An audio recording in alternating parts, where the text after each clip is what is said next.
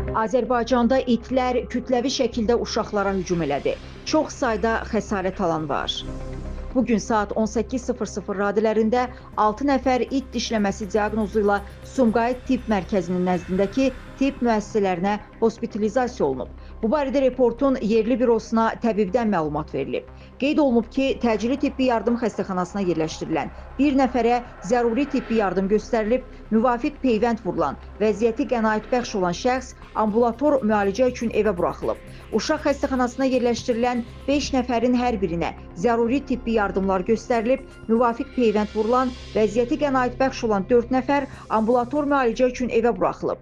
Başın dişlənmiş, didilmiş yarası diaqnozu təyin edilən bir nəfərin müalicəsi isə uşaq xəstəxanasının cərrahiyyə şöbəsində davam etdirilir. Hazırda vəziyyəti orta ağırdır.